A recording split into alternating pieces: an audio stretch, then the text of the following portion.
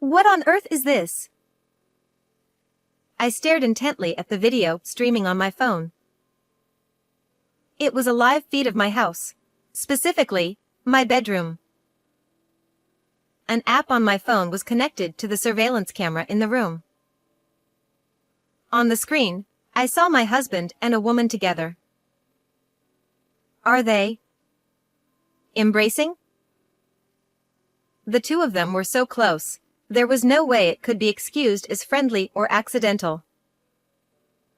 As I continued to watch in silence, I heard their voices.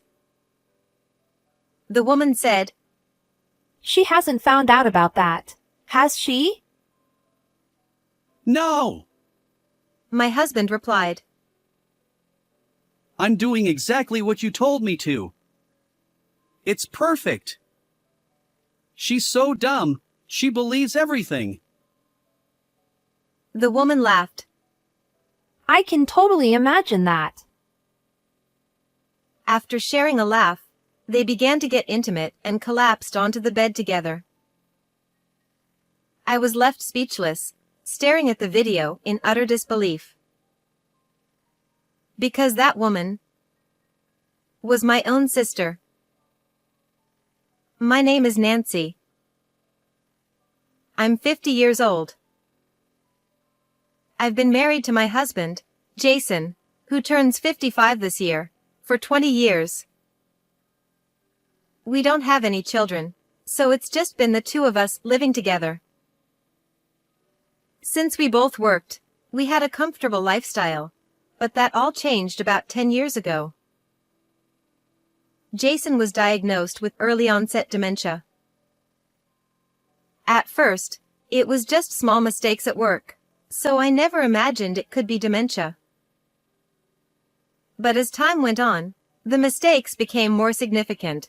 He would forget the dates of important meetings with clients or even how to do his job. Eventually, it became impossible for him to continue working. In his daily life, he started forgetting where things were, how to change clothes, and his sense of direction became so impaired that he'd bump into things constantly. There was even a time when he left a kettle on the stove and almost caused a fire.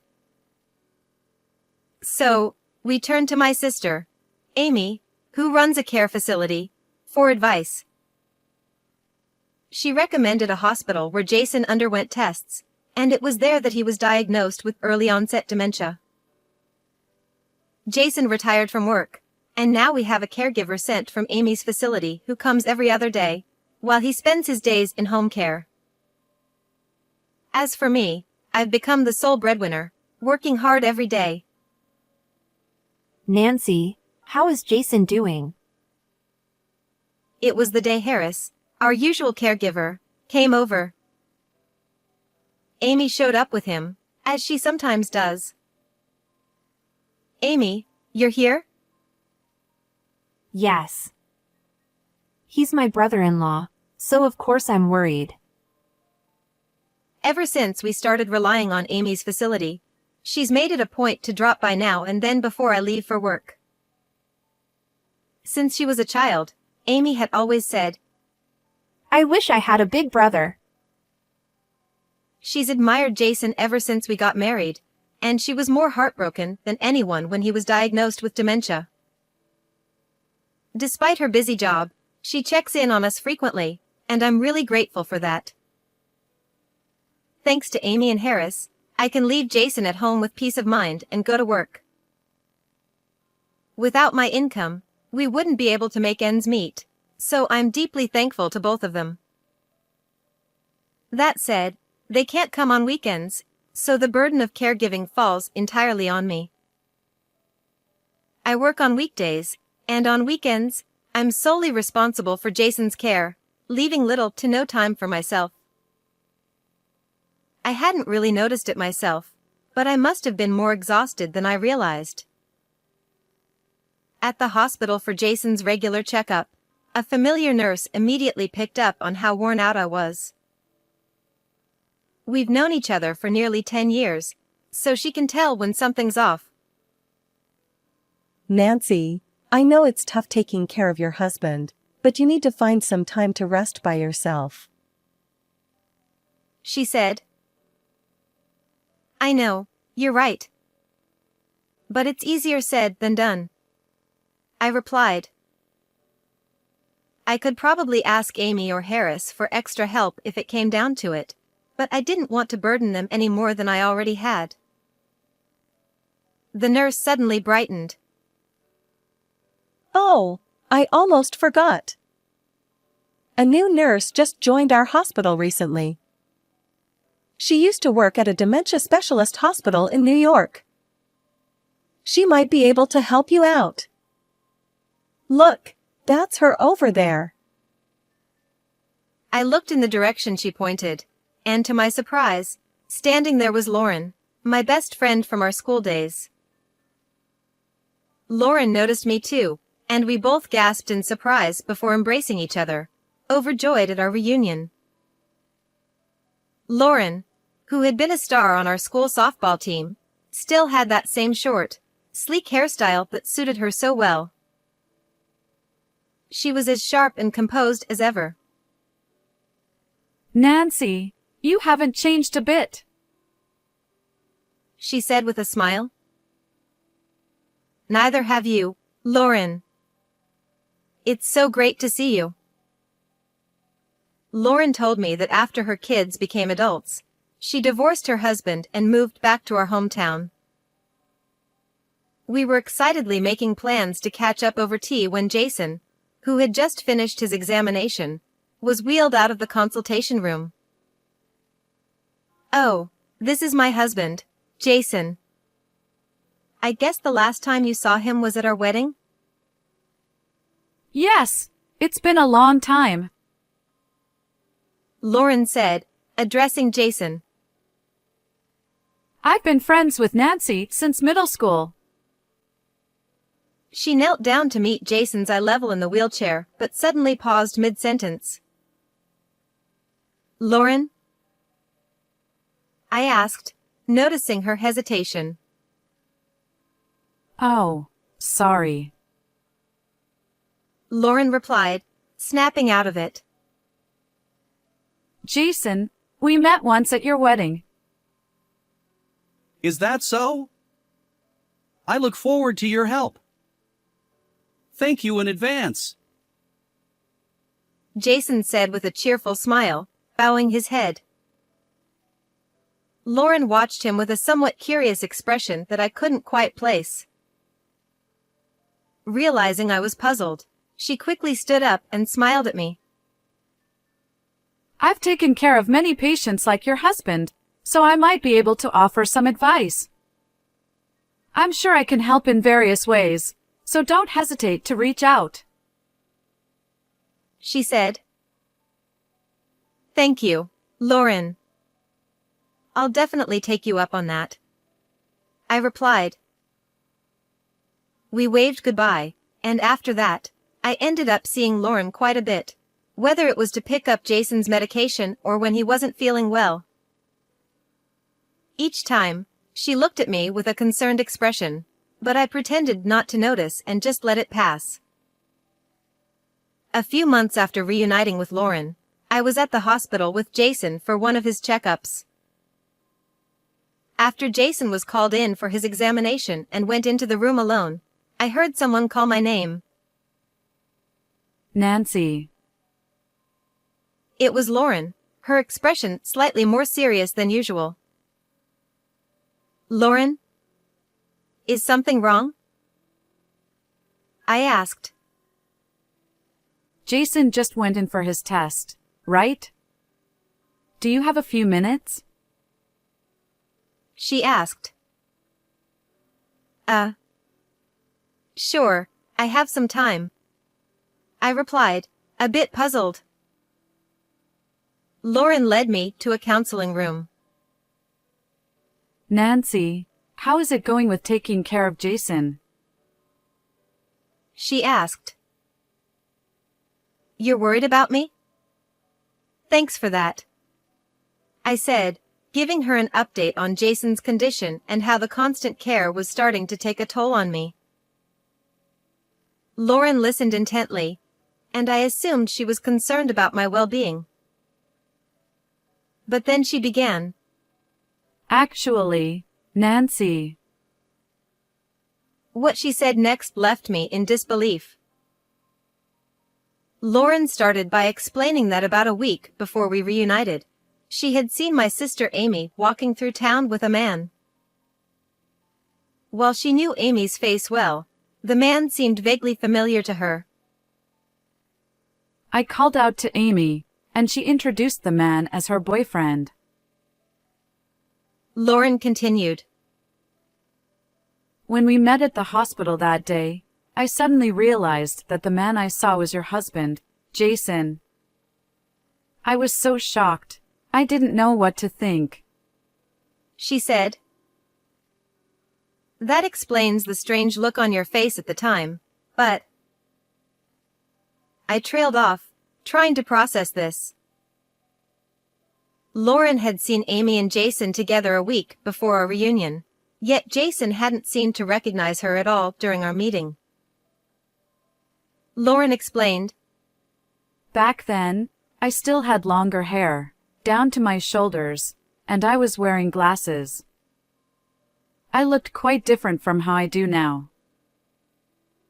That might explain why Jason didn't recognize her, but still.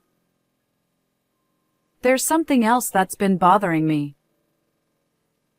Lauren added. She mentioned that Jason's behavior at the hospital struck her as oddly unnatural for someone with dementia. She had encountered people faking dementia in her previous job at a specialist hospital, and Jason's behavior resembled that of those pretending. The man I saw walking with Amy in town was striding confidently, speaking clearly, and seemed perfectly healthy. Lauren said. Could it be a case of mistaken identity or a mix-up?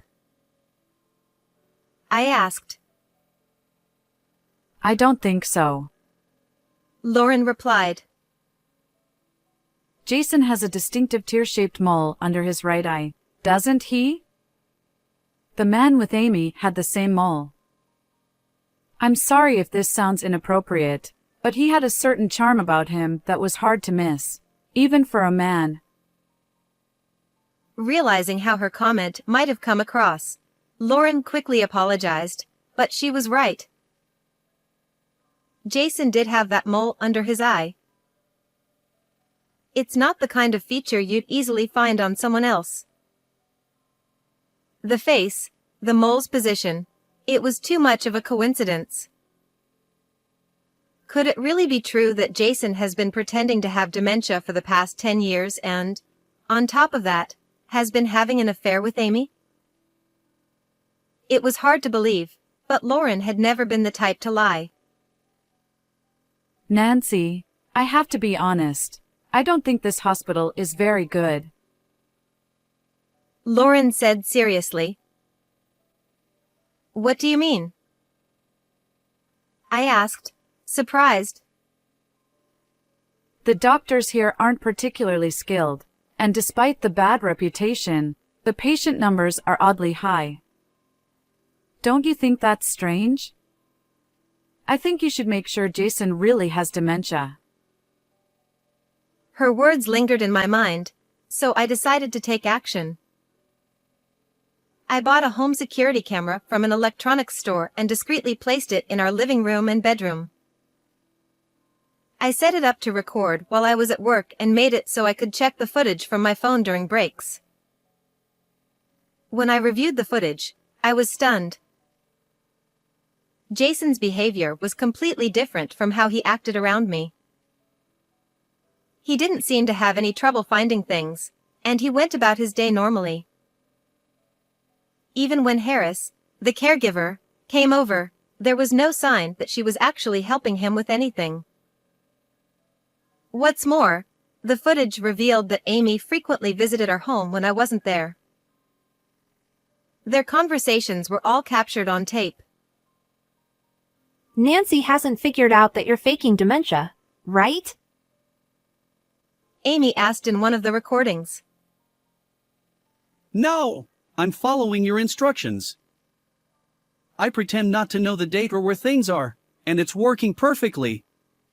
Jason replied. I think it's also good to act like you can't write or to try going outside at night, pretending it's daytime. Nancy is so trusting that she'll never catch on. Amy added. What about Harris? Are you sure she won't spill the beans? Jason asked. She's fine. She's a divorced single mother who needs the money, so I've been paying her a little extra to keep her quiet. Amy assured him. After laughing together, they headed to the bedroom, cuddling as they went. I was left speechless after watching the footage. The sister and husband I trusted had been conspiring behind my back all this time. I didn't want to believe it, but the evidence was right there. Feeling lost, I didn't know what to do with this devastating revelation. A few days later, I decided to confront Harris, the caregiver. I reached out to her, and she agreed to meet with me on Saturday. When I visited her apartment, I showed her the footage. Seeing the video, she looked defeated and began to cry, apologizing profusely. What's on this video? It's all true. I'm so sorry for deceiving you all this time. Harris confessed through her tears. She explained that she didn't have the qualifications for her job and had been struggling to find work. Amy offered her a job with exceptionally good pay, and Harris felt she had no choice but to go along with Amy's plan. Just as Amy mentioned in the video, Harris was a single mother in need of money. However, the guilt of being complicit in deceiving someone weighed heavily on her conscience. It was this guilt that ultimately led her to provide her testimony. She also gave me receipts, copies of her work logs, and her diary entries from that time. I needed the money, but that doesn't excuse what I did. I betrayed you as a person, and I'm truly, deeply sorry. Harris said, bowing her head repeatedly in apology. With the evidence and testimony Harris provided, I decided to gather more proof on my own. After speaking with a few relevant people, I consulted with a lawyer and planned to confront Jason and Amy in the act. On a typical weekday, I pretended to leave for work as usual, but instead, I waited near our home. Once Amy arrived and I was certain they were in the middle of their rendezvous, I barged into the house. They were caught red-handed, with no chance to escape. As they scrambled to cover themselves, I coldly stated, I know everything. Jason, I heard you messed up at work and got sidelined to a dead-end position. You were so fed up with the job that you didn't want to bother anymore, didn't you? I said, repeating what one of his colleagues had told me. Jason, looking panicked, began to confess. It wasn't my idea. Amy came up with the plan. She said I should pretend to have dementia so Nancy would take care of me. We could meet whenever she was at work. It was all Amy's idea. Harris was just there to create an alibi. Amy hired her. Jason's tone, as if he was trying to pin all the blame on Amy, made her snap. She started shouting hysterically. You've got some nerve. You were totally on board with the plan. Now you're trying to wriggle out of it by putting all the blame on me? You're a coward! Amy screamed. Shut up! You were the one who wouldn't leave me alone. I just did what you said. Jason shot back. As they stood there, stark naked, hurling insults at each other. I felt my heart grow colder. I couldn't stand to be around them any longer. That's enough. Both of you, get out. Now. I yelled. I dragged them to the living room window and threw them outside. I also tossed out their clothes and Amy's bag, then slammed the window shut. They pounded on the glass, pleading with me. Let me in! Jason yelled. Please, listen to me. Amy begged. But I ignored them, pulling the curtains closed. When they still didn't stop pounding on the glass, I sent them a message on WhatsApp. Shut up. If you don't want me to call the police, disappear. Suddenly, everything went quiet. Over the next few days, Jason and Amy kept coming to the house and bombarding me with WhatsApp messages. Fed up with their persistence, I decided to put the house on the market and move into a short-term rental. I had already transferred the house, which was originally in both of our names, into my name alone when Jason was diagnosed with dementia. Since Jason had retired, he no longer had the means to pay the mortgage, and I figured it would be a hassle if a dementia patient had any decision-making power in the event of a crisis. So I made the change preemptively. The house sold for more than I had expected, and combined with the savings I had secretly accumulated, I was able to purchase a condo. I didn't foresee this kind of situation when I made those decisions, but looking back, I have to say, good job, me. I divorced Jason and, while I was at it, demanded a hefty amount of alimony from both him and Amy. Whether or not Jason had the ability to pay was irrelevant. It was my way of saying, this is what you both did to me. I will never forgive or forget. Now, let me share some updates I heard through the grapevine. After our divorce, Jason remarried Amy, and they now live in her house. But apparently, things aren't going well between them. I imagine they were only driven by the thrill of their illicit affair. Marriage is different. It's not just about being lovers. When you live together, the good and the bad start to surface. You have to accept, acknowledge, and sometimes turn a blind eye to those things. But for those two, who got caught up in the excitement of their affair and then hastily remarried, that's probably too much to handle. Even if they wanted to separate, they have nowhere to go. Both of their parents have passed away, and the house Jason and I lived in is long sold. Jason has no place to return to now. With no other family to rely on and no escape, they're stuck with each other. Honestly, I couldn't care less, but if I had to say it, serves them right. As for Harris, her testimony led to Amy's facility losing its certification and eventually being shut down. It seems the business hadn't been profitable enough to repay the bank loan she took out to start it. So, in addition to the alimony she owes me, Amy is now deep in debt. That's a fitting price to pay for stealing her sister's husband. The quack doctor who gave Jason the fake diagnosis also faced consequences. After the scandal broke, most of the staff, except for Lauren, quit, and the hospital eventually went out of business. It turns out that the doctor had been taking on requests from some shady sources, issuing fake diagnoses like the one Jason received, in exchange for patient referrals. That's how this doctor, despite lacking any real skill and having a terrible reputation, managed to attract so many patients. After uncovering the truth, I realized how ridiculous the whole situation was.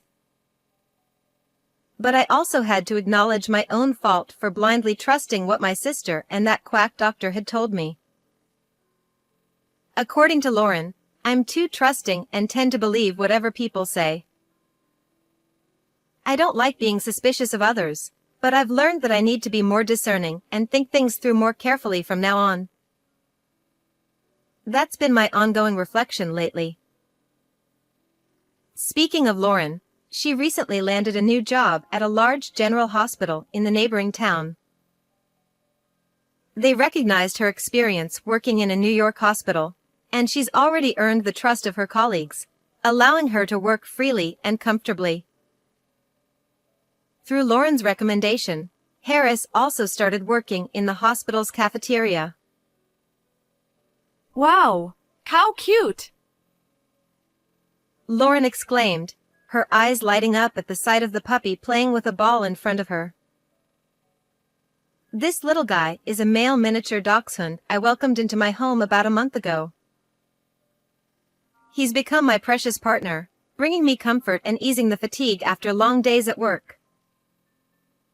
Ever since he arrived, Lauren has been visiting my condo more often. This little one is so adorable. I just can't help coming by to see him. She says, but I know she's really coming to check on me. She'd never admit it, though. I may have lost my husband, but now I'm spending enjoyable moments with my best friend. And you know what? I think I could get used to this life, enjoying my singlehood with my close girlfriend by my side. So, how did you like this story? Don't forget to subscribe to the channel. And I'll see you in the next video.